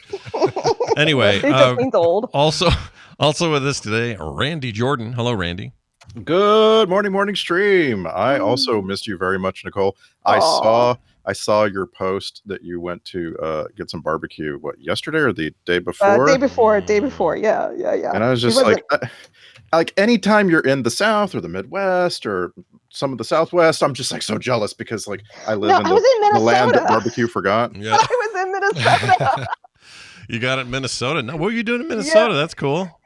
I was at the Mayo Clinic getting some tests done for all the issues I've been having since I got sick last year. So yeah, that's right. I forgot they were there. That you could even, and that's not that far, I guess. You guys all live next to each other. It's like a 7-hour drive. Yeah. So it's not too bad. But I was in Rochester, Minnesota for a few days, and I noticed they had a Famous Dave's barbecue, and I love Famous Dave's barbecue. There's like a really amazing one in Peoria, Arizona. It's hands down the best one I've ever been to. It's a chain, so they're a little different depending on the state that you go to, but it was right there. And it was an old one too, and it was really good. So I don't know if we have those. Do I have Famous Dave's? Maybe. You probably do. We have them here. Yeah. Let's see. Utah. Let's just find out real quick. It says yes. Oh my gosh, like less than I could walk there. There's one. You should go. All right, I'll go. They have the best corn biscuits. Yes, everyone talks about the cornbread. All right, I'm going. I'm going there for lunch. Maybe not today, but soon. All right, well, it's good to have you both here. We're going to dive into our recommendals for the week. Brian, we start with a clip from you. What are we doing? From moi? Yeah, this is a new comedy show that is made for people who like this kind of comedy, or comedy movie, I should say, and doesn't feature any of the three people you would think of when you hear this name. Oh, all right, here it is. Treasure. Why is it always so goddamn hard to find? This is the story of the treasure of Foggy Mountain, the priceless golden bust of Marie Antoinette. It was stolen from Versailles by French naval explorer Jean-Pierre Laroche. He fled to America and hid it deep within the mountain. In his final days, he built a map, a key leading to this legendary treasure. It was his dream that the bravest, most feared adventurers in the world would find it and solve its puzzle. That is not what happened. By the way, I'm John Goodman from The Big Lebowski and a ton of other shit. Anywho. I was going to ask, hey, I think that's John Goodman, but I guess he let the cat out of the bag there at the end. But definitely John Goodman. Yeah, he doesn't want to leave with Frosty Returns. as the movie he was in. I like that. Yeah, that's great. All right, so this is you heard kind of it in the description there. It is the Treasure of Foggy Mountain, or Please Don't Destroy the Treasure of Foggy Mountain. So, in the past couple years, one of the highlights, sometimes the only highlight of that week's episode of Saturday Night Live, is a pre-recorded segment done by these three guys: Martin Herlihy, John Higgins, and Ben Marshall. Who are the Please Don't Destroy guys. Three writers who got hired as a team because they've always been a team. Like, they started out together at New York University, writing comedy bits for things like TikTok and YouTube and Twitter. And then in 2021, they got hired by SNL to produce pre-recorded segments for the show, which they've done for the last 2 years. They don't appear in any other segments, but quite often the host for that week or the musical guest will appear in their videos. And they were totally influenced by Adam Sandberg and Lonely Island, I feel. For sure. And there's even connection there because Martin Herlihy, one of the three of them, is the son of Tim Herlihy, is Adam Sandler's longtime comedy partner. Oh, wow. Adam Adam Sandberg or Adam Sandler? Adam Sandler. Oh, okay. Okay. Yeah. I said yeah, Sandberg. Lonely Island. I'm sorry, yeah. Sandberg, right, you were talking about. Lonely Island. Yeah. Because he kind of came, that group came into SNL, and that's when you had like, what was it? Yeah, Dick in a Box and like the you're talking Lonely Island stuff. Yeah, that was. It was, oh God, what was the one where it was like the cupcakes and the licorice and the Chronicles of Narnia? Oh, yes, right. Past the Chronicles of Narnia. Or, right. I always think of the most earwormy thing I ever heard, which is "I Just Had Sex." That song. Yeah. Stays in your head for months on end. Yeah, I had years. I'm on a boat. I'm on a boat in my head. Yeah, I'm on a boat. Was on mine for flippy for a long time, floppies, too. all that stuff. They're really, really good at that. Or even the, What's the great about one that with the guy, the Jack Sparrow one with Michael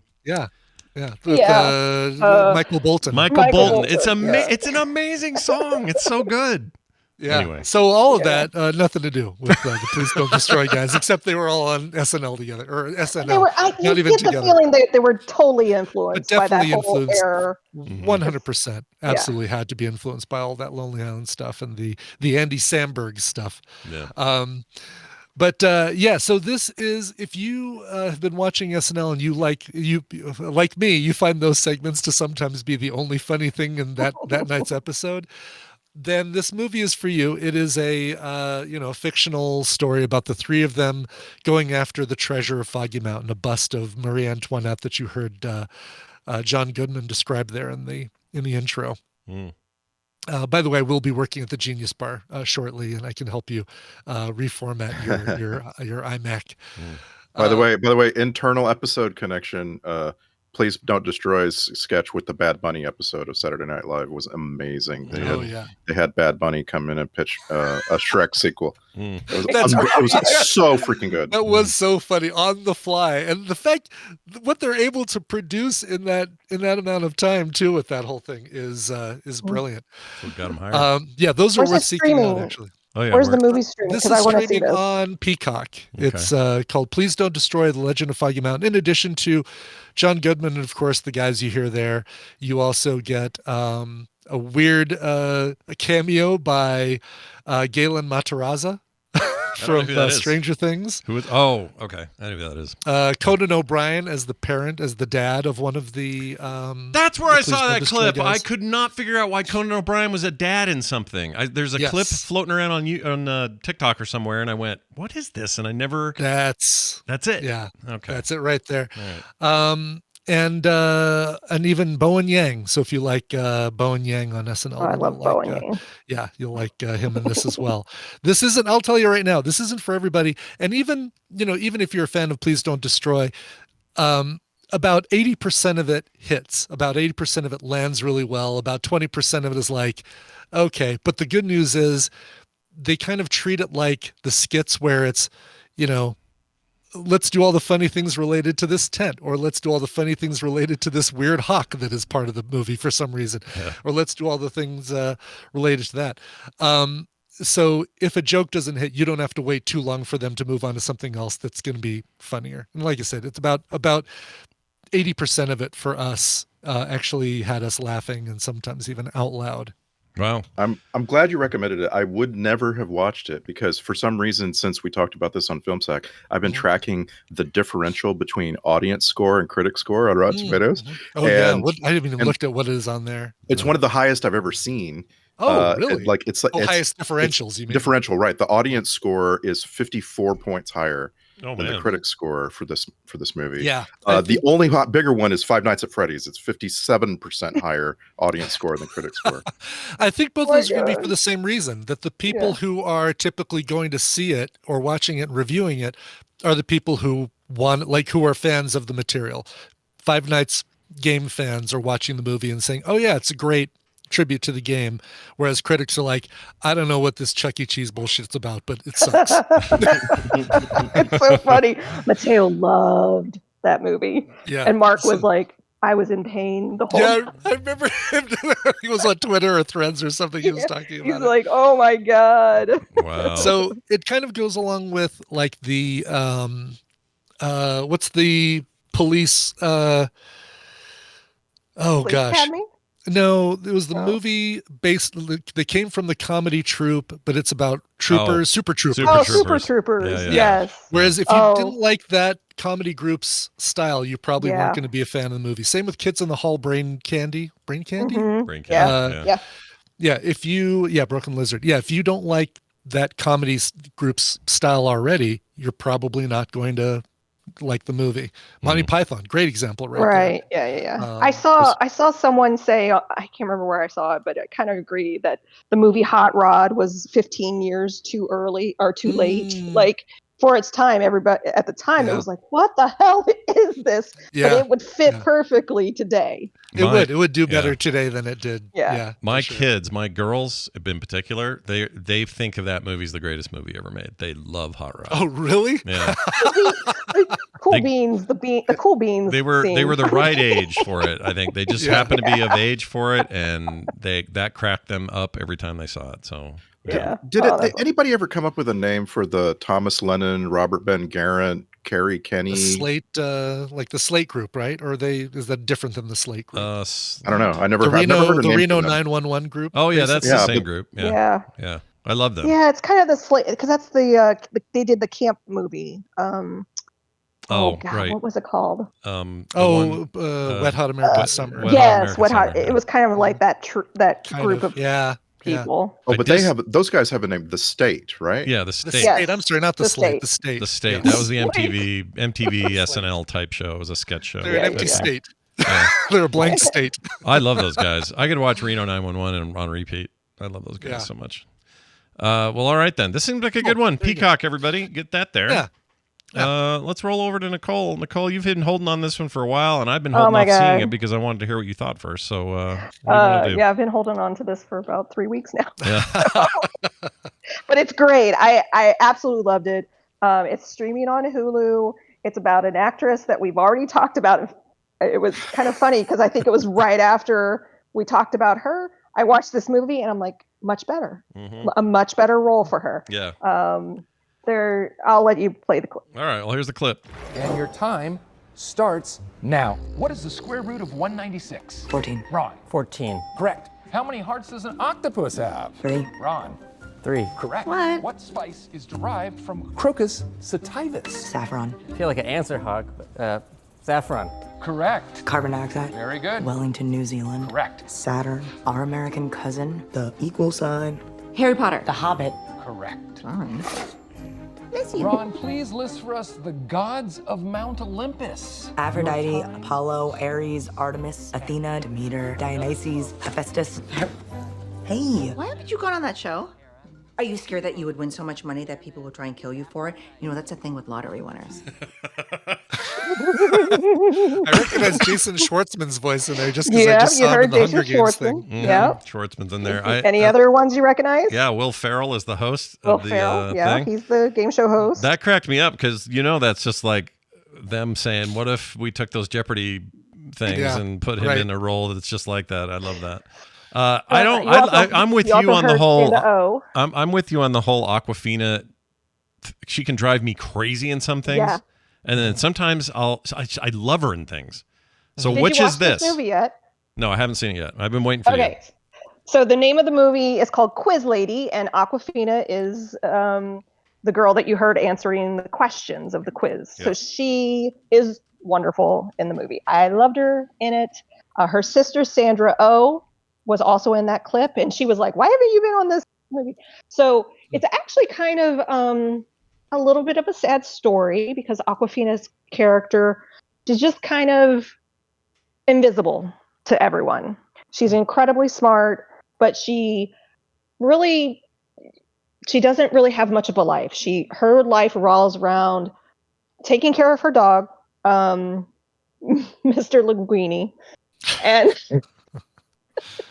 and watching this quiz show. She's been watching this quiz show since she was a little girl, like 7 or 8. You can see they kind of do like a time montage that she had a hard family life. Her parents gambled a lot, and she kind of retreated within. So, because her environment and her home life was not very good. And her older sister, you get the impression her older sister, played by Sandra Oh, is a total mess. She's always borrowing money from her. And so the scenario sets up around their mother leaving, and it kind of brings the sisters together, and another thing happens, and a bunch of hijinks happens. And the ending of the movie is probably the best part of the movie. I won't tell you the surprise cameo, but it's absolutely wonderful, and it made me enjoy the movie even more. Oh, cool. I loved it. It's so great. It's such a fun movie. Because her character is more invisible and more demure and that sort of thing, do we get the subdued Awkwafina for a lot of this? A little bit of it. There is a really funny scene where she takes some mushrooms to try to calm her anxiety. Okay. Because she doesn't like to be looked at. She doesn't like to be perceived. And it's weird because just recently with all of my recent anxieties and issues and stuff, I've looked into this a little bit more, and it's a thing where people, they don't like to be perceived. So I'll give you an example. I went to Famous Dave's to have barbecue, and the waitress sat me.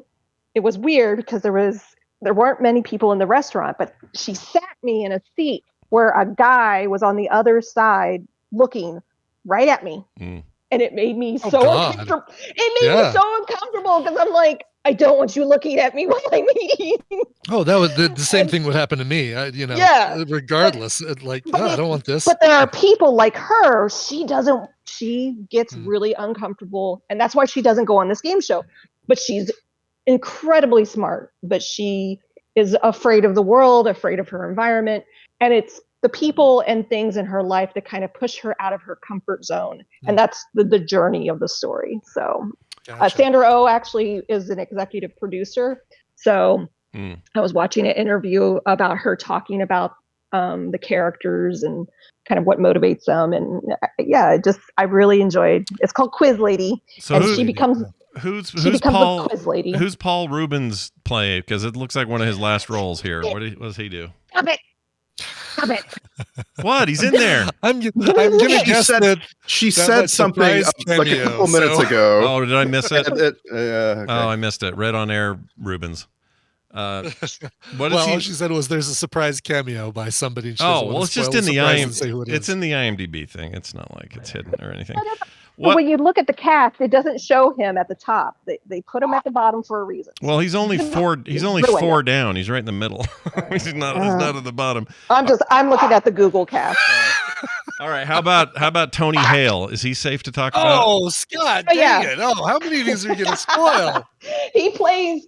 So there's a road trip that Sandra Oh takes Awkwafina on, and then they're going to Pennsylvania. And Tony Hale plays the innkeeper at a Benjamin Franklin hotel. Yeah. And he's supposed to be like in character. And there's a funny exchange that happens between his character and Sandra Oh's character. And it's not a main part of the story, but it's a very funny part of the story.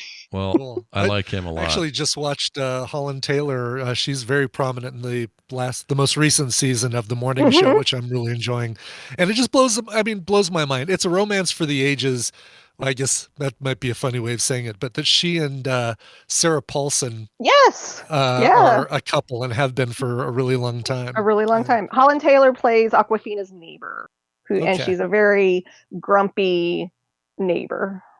Okay. All right. Yeah. I like grumpy neighbors. I highly recommend it. I like her as that kind of character. I liked her as the boss in Bosom Buddies too. So I like me some Holland Taylor. She's great. Yeah. She seems to live forever too. She's never going to die. I like that lady. All right. So there you go. Well done. Go check it out. Hulu is where you will find Quiz Lady. Randy, you're up next. What do you got here? we're not going to have to spend much time on this one. It's one of the best movies of 2023. Huge splash at the box office. It's now on streaming. If you've seen it, you need to watch it again. If you haven't seen it, of course, you've got to hurry up and watch this movie. It's really one of the best ever. I agree with you. Here it is. I'm sorry, who exactly are you supposed to be? It's classified. You're the Blue Panther. No. The Caped Blue Satyr? No, I'm... Dark Garfield. No, stop. Macho Libre. I'm from another dimension. You are? Wow. Actually, I'm not confused. My name is Miguel O'Hara. I lead an elite strike force dedicated to the security of the multiverse. Actually, forget it. Can you go to any dimension you want with that watch It's thing? much cooler than a watch. Okay. Sensitive. I love this movie. It's such a great It's movie. my favorite theater movie I've seen in years. It's so good. And it has led to such interesting discussions. I have just really enjoyed unpacking this movie with coworkers and family, and it's so much more than the sum of its parts. And this is Spider-Man. This is Spider-Man Across the Spider-Verse. Yeah, yeah. And it is just it is the sequel to make the point that sequels are often better than the first somehow. I don't know how. Yeah. Did you go into this movie knowing that it was going to be a to be continued? Because we didn't, and no, the kids were like devastated. No, It was so hard. Although it ends fine. Like this is not not an ending that makes you go like throw your popcorn. This is an ending that does wrap up the story that you've been told in this movie. Yeah. It's a little like Frodo and Sam staring off toward Mordor at the end of Fellowship.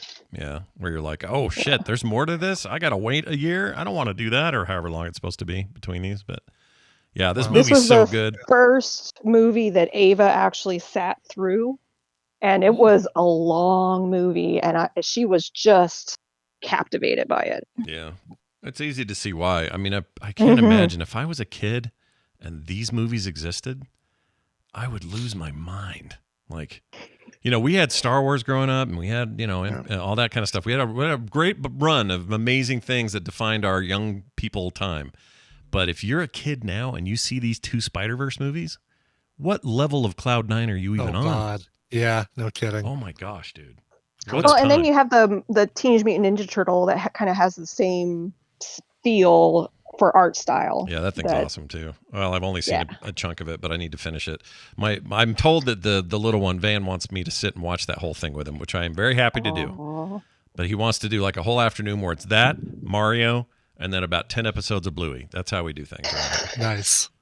What blows my mind about Across the Spider-Verse is that Into the Spider-Verse was a hero's journey, and it was a real straightforward one too. It wasn't it innovated on everything that you saw and heard a lot more than it innovated on how you tell a story like that. It really stuck to hero's journey. There were very few things going on around Miles Morales becoming, Spider-Man and so on. Across the Spider-Verse is like it's this whole other thing. Yeah. I've been asking the question, who's the hero of this movie and who's the villain? And it's really interesting to try to unpack. Again, we're not going to spoil it at all. For those of you who haven't watched it, please watch it, and we'll pick up that discussion some other time. But it is just really interesting. It introduces some characters that are not so much gray area as just questionably different than any kind of comic narrative that you're used to. Yeah, I agree. Also, we're getting some double dip in here, some MCU double dip in Oscar Isaac. It's not really MCU, I guess. It's still sort of its own thing, but Oscar Isaac in there as 99, Haley Steinfeld in there again, doing her thing. She's great as Gwen. Here we have Jason Schwartzman once again in a thing we're talking about. Coming up. No kidding. Wow. That guy's in everything. And not on Disney Plus because of the thing, right? It's Netflix. Right. This is Netflix for some reason. Yeah. And it's like I felt like it looks really, really good. I realized that you can make animated films you can transfer them better than films, but I was blown away by how good this movie looks on Netflix. Yeah, it's a really, really tight version of it.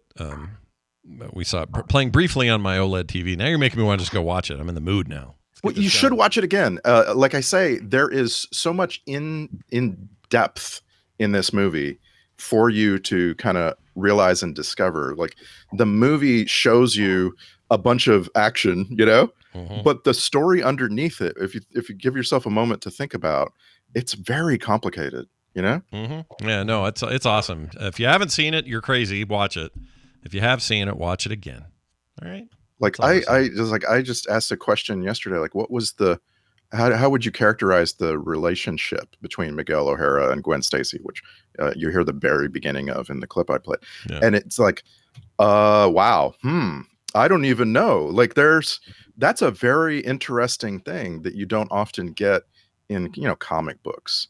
And my kid was saying that he couldn't imagine a comic book here, like that the movie is so, again, it has so much depth that he really couldn't even see it. I'm like, yeah, because with a movie you get to hear the characters. You don't just see what they're saying. You hear them, you hear their tone, you hear their happiness or their anguish or what have you. Right. And man, it's just it's so interesting. Yep. I'm amazed. I'm amazed by this. Like, I don't even know. Like, I'm looking forward to Beyond the Spider-Verse, like, because I want to see how they wrap this all up. But I don't need it. This movie is great all on its own. Yeah. Those that Lord and what's the other guy's name? Anyway, those guys don't know how to write bad animated films. They don't know how to do When's it. the third one supposed to be coming out? Next year, right? Or no, 2025. I don't know. Yeah, 2 Something years. like I don't know if because of the delay, the strikes, if it pushed those things out. Yeah. Because so the kids, when it ended, were like, and so they were like, "Wait, free!" And it was relatively. I found an article that was supposed to be like an 8-month turnaround, like a really fast turnaround. But you're right about the strike. Yeah, I think that delayed everything quite a bit. Maybe it's next year though. I don't know. Maybe they haven't said. I don't know. I don't think they've seen said. it. Any like the things that listed 0 MCU films and Deadpool and the Venom and or not Venom, the Madam Web and Craven movies. Nothing listed Beyond the Spider-Verse. All of the principal production of Beyond the Spider-Verse is done and was done before the strike. But these movies, they take forever in post, right? They they go through a dozen studios and get all edited together and punched up. Yeah. Well, it'll be great. I hope if they nail it, it's one of the great trilogies of all time. It's so good. Yeah. I'm glad you brought them forward. I'm going to talk about something old today, and mine is really old. But I'll play this and then we'll talk about it. Welcome to voice print identification. When you see the red light go on, would you please state in the following order your destination, your nationality, and your full name. Surname first, Christian name, and initial.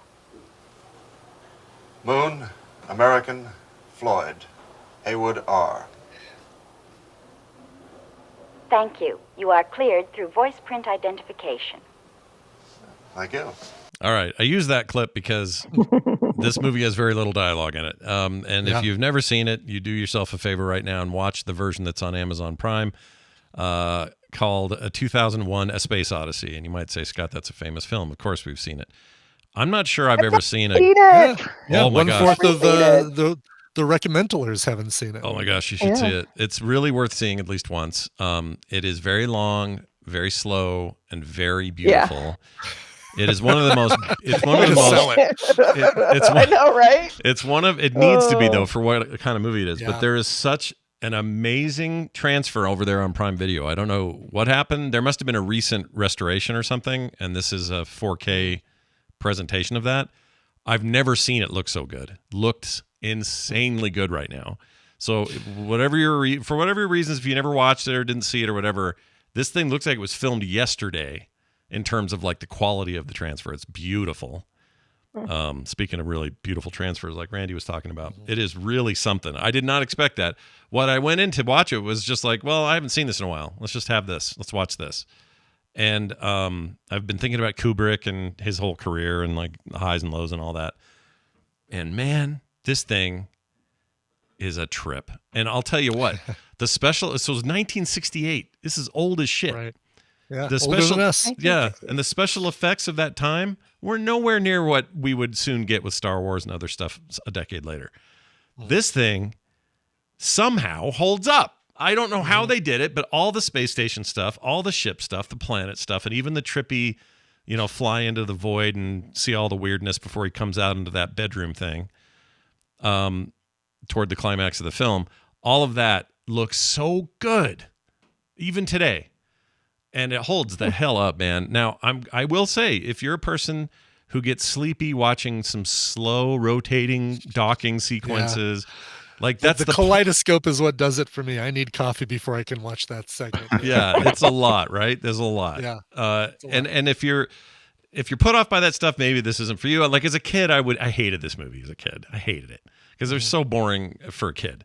But as I got older and watched it in my teens and then later in my 20s and now I appreciate it more and more every time I see it. There's a lot of prediction stuff in there that they got right. There's some stuff they got horribly wrong, but it doesn't matter. It feels visionary. It feels important. The stuff with Hal feels ripped from today's headlines in a lot of ways. Very much so. Yeah, that's sadly prescient. Yeah. Quick note. It's on Amazon Prime for the next 35 hours. Oh, so shit. Get in there. You've got a little over a day to watch it, almost a day and a half to watch it. So I don't think that's going to happen. Probably not going to happen. I mean, it's how long? I'm being realistic here. It's probably not going to happen. It's 2.5 hours long. I think that's just right, but a lot of people are going to think it's a little over long. It'll end up somewhere else shortly. So if you don't get to it in the next day, you can watch it somewhere else. But just a heads up, if you're excited to watch this and you haven't seen it and you're planning on doing it, jump over to get in there quick because now's the time. I think it's an all-time great, and I am blown away by how well it holds up and how beautiful it is. And I'm not a guy that likes to go back to the 60s era of film and go, ooh, look at the 60s. They're beautiful. There's examples, but this thing is something. There's a great kind of not parallel, but like a through line with your recent rewatch of Interstellar. I feel like there is a cut from the same cord. Cut from the same cloth. Very much, yeah. Feel to this one. Yeah, in fact, I remember at the time of Interstellar, I loved it, of course, and a lot of us did, but there were people that complained about it saying, oh, it's a lot of slow ship stuff and this and that. And I'm like, yeah, that's the beauty of this thing. Get in there. Space is empty, man. Yeah. Have some emptiness in your movie. And even the stuff. Remember that movie I recommended a while back? I think it was called Life. That reminded me.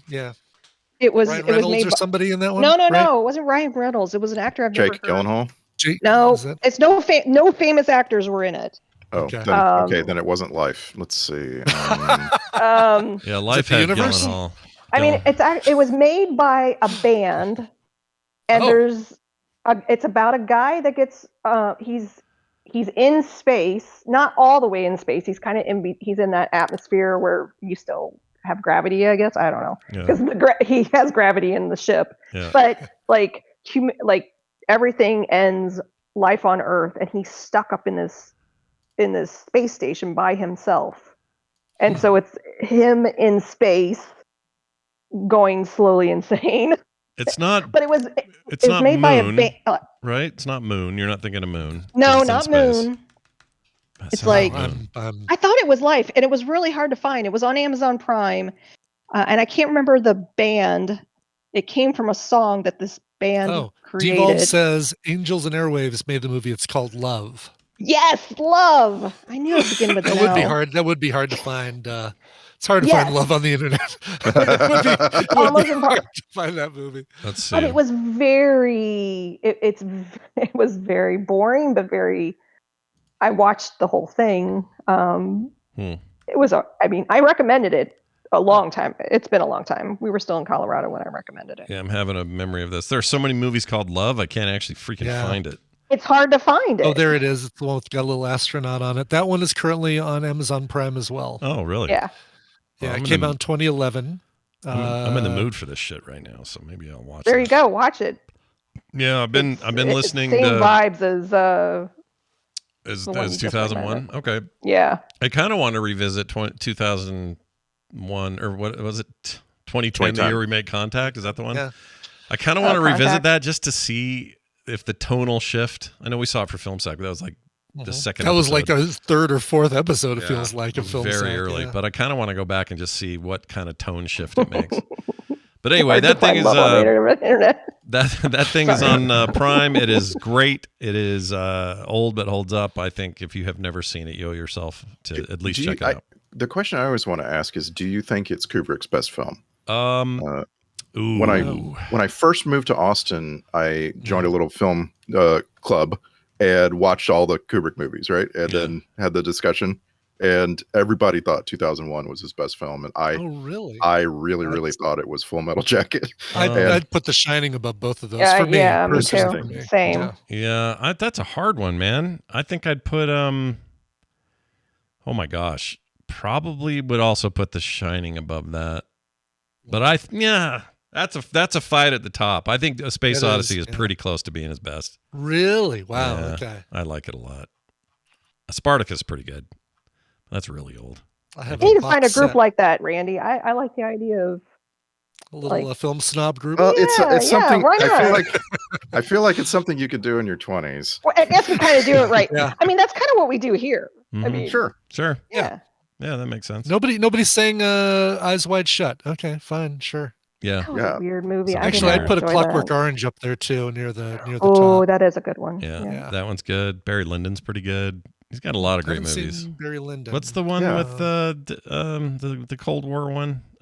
Dr. Strangelove? Yeah. That's how him, right? I learned to not fear the bomb, or what it was called. Yeah. I think that's him. That's the first time oh, there it is. Yeah. How I learned to stop worrying and love the bomb.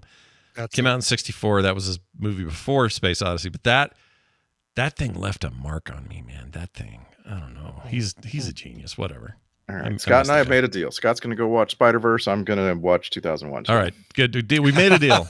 And I'm going to watch Quiz Lady with Kim when she gets home from Florida. Then he's going to watch Squid Game. Good. Yeah. All right, cool. And then Squid Game, Sure. and then maybe this comedy Brian found. We'll have to see. It's always great having you guys on. Of course, quicktms.li is the place to go get our recommendations for today and in the past, so you won't miss out on what we talked about. Okay? Okay. All right. Okay. Have a fantastic week, the both of you. And Nicole, it's good to have you back. I'm glad you're doing good. We'll see you.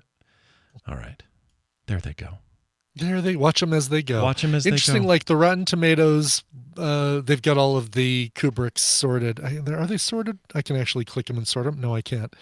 Dr. Strangelove, the highest on Rotten Tomatoes, 98%, followed by The Killing from 1956. Okay. Paths of Glory from 1957, Spartacus. I always forget Spartacus is his. I do too. Lowest on the list is a tie between Fear and Desire and Eyes Wide Shut. Those are 75%, so those are still pretty high in relation. But Shining at 84%, 2001 at 92%. That sounds about what I figured. I mean, I would not turn down somebody if they said, "Hey, we're going to have a Saturday film fest, all Kubrick movies, and we're going to do 2001. We're going to do maybe Full Metal Jacket, and we're going to do The Shining." And Full Metal Jacket, I love until the halfway mark. Yeah. I don't like this. I don't like the Vietnam part. It's rough. It's rough. And it's powerful. I mean, the whole Matthew Modine, I mean, his character path is incredible. Yeah. It's a really good smarmy movie. Guy. And, man, I love that first half so much. It's so good. Yeah. Well, anyway. That's sorry, what were you gonna say? Stephanie's just going nuts in the chat room with love, angels and airwaves. Love, angels. I think she might be on a little bit of a delay because we've covered that about 10 minutes ago. Oh yeah, she got here late. She's busy avoiding all the app talk, and she missed out. That's right, exactly. Well done, everybody. We've done it. We've finished this here episode. I would like to remind you that if you like what you heard and enjoyed yourself, maybe you'd like to help us out on our Patreon at patreon.com/TMS. All the details are there. We're about to roll over into a new month, and there's no reason not to sign up now. So check it out, and big thanks to everybody who already does. That's patreon.com/TMS. Brian will now give us a song, Brian, will you? Yeah, Brian Kickbush, who a longtime listener to the show, said on October 30th, 2023, you badmouth Mastodon as one of those screaming bands, and I just heard this version of their version of the Led Zeppelin classic. No other reason for this request. I haven't requested a song since 2011 when you played the D&D song by Stephen Lynch. So this is basically him calling me out for lumping Mastodon as one of those screamo bands. And you weren't ripping on the Social Network Mastodon. It was the band you were talking about, right? The band, yes. Sorry, okay. The Social Network is fine. It's fine. It's fine. There's a little screaming on there as well, but not nearly as much as X. Yeah. You know what? I stand corrected, Brian. You're right. I gave short shrift to Mastodon from the single they released in 2019. Here is their tuck in, folks, 8-minute cover of Stairway to Heaven. Oh, my Lord. All right, here it comes. Thank you all for listening. It has been fantastic having you here. Please tune in tomorrow for a brand new Thursday edition of the show and a bunch of other shit in between. Okay? All right. We'll see you then. Get more at frogpants.com. Be here as your favorite comic strip comes to life. Ooh, tell me more.